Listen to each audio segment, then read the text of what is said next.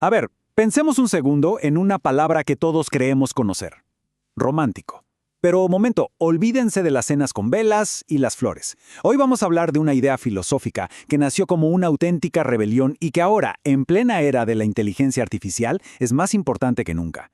Sobre todo si estás cursando en la universidad. Seamos sinceros. Alguien dice romántico y la cabeza se nos va a esto. Poemas medio cursis, quizá alguna serie de vampiros que brillan en el sol. Pero la idea filosófica original, era mucho más potente. Ser romántico no tenía que ver con el amor de pareja.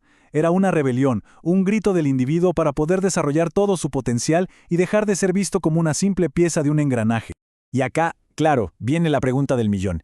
Si estás estudiando medicina, ingeniería o cualquier carrera de ciencias, seguro estás pensando, ¿y a mí qué me importa todo esto?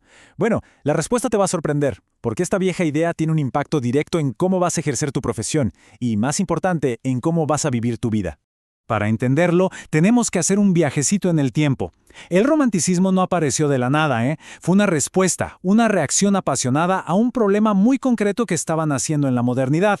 El ser humano se estaba partiendo en pedazos por dentro. Pensemos en la fórmula. Por un lado tenías al iluminismo, donde la razón era la reina absoluta. Todo tenía que ser lógico, medible, ordenado. Por otro lado, la revolución industrial, donde la eficiencia era el rey. Producción en serie, especialización al mango. ¿Cuál fue el resultado de esta mezcla? Un nuevo tipo de ser humano.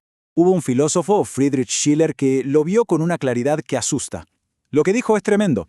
¿Qué pasa cuando toda tu vida se reduce a una sola tarea, a una sola especialidad? Dejas de ser una persona completa para volverte un simple reflejo de tu función. Este fue el diagnóstico de los románticos. La hiperespecialización estaba creando personas fragmentadas.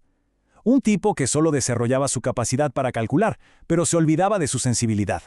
O que era un engranaje perfecto en una fábrica, pero perdía toda la armonía de su ser. ¿Le suena familiar? A veces, en la facultad parece que cada materia te ve solo como un futuro especialista en una cosa, y se olvida de todo el resto que sos, ¿no? Y frente a este panorama, surgió una rebelión. Una que no usó armas, sino que usó arte, poesía, filosofía. Fue la rebelión de la pasión y del sentimiento contra lo que veían como la tiranía de la razón pura y la eficiencia a cualquier costo. El manifiesto romántico era clarísimo. Le dieron un valor supremo al sentimiento, a la pasión. El modelo a seguir ya no era el ciudadano obediente y prolijo, sino el genio creativo, el héroe que se animaba a desafiar las normas. El gran objetivo era lograr una personalidad completa, armónica, integrada. Ahora sí, volvemos de nuestro viaje, directo al presente, porque acá es donde esa idea histórica puede ser muy mal interpretada. Y de hecho, se usa como una trampa, especialmente para quienes se dedican a la ciencia y la tecnología. Hay que tener mucho cuidado con un truco retórico, una falacia lógica que se llama el hombre de paja.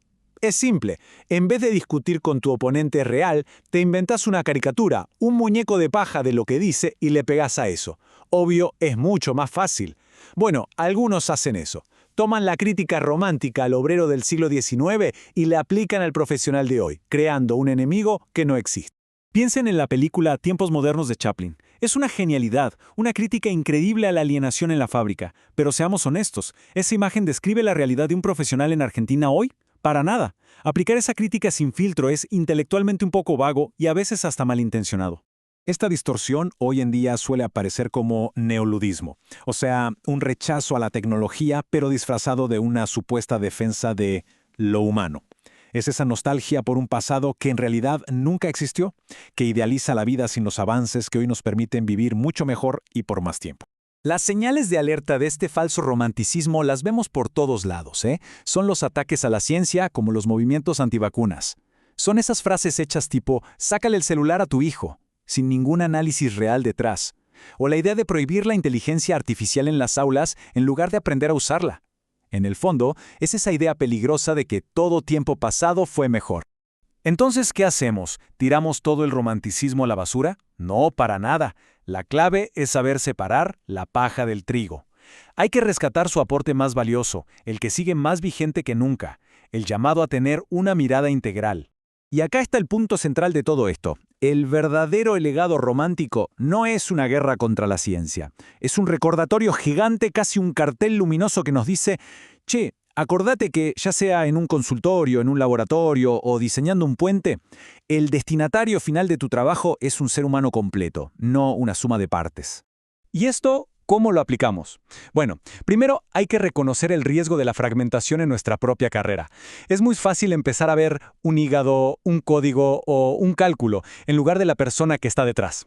Segundo, adoptar a conciencia una mirada holística, considerando todas las dimensiones del otro.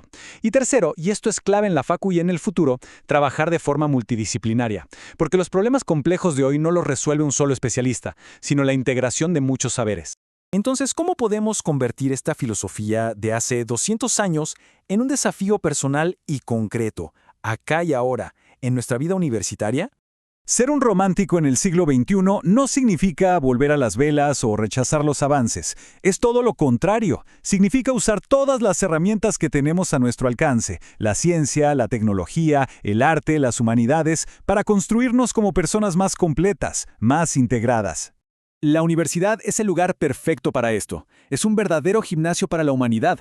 Obvio, hay que estudiar la carrera con pasión, eso es lo primero, pero también hay que practicar un deporte, participar en el grupo de teatro de la facu o en el coro, construir amistades sólidas, ir a la biblioteca y animarse a leer algo que no tenga nada que ver con lo que cursamos.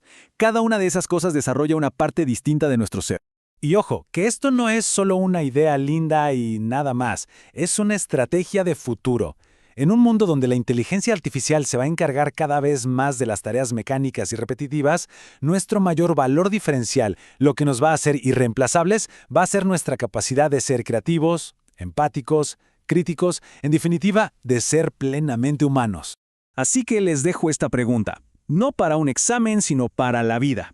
Para ser ese gran profesional que quieren ser, el que de verdad marca la diferencia, más allá de los libros y los apuntes, ¿qué parte de su propia humanidad van a empezar a cultivar hoy?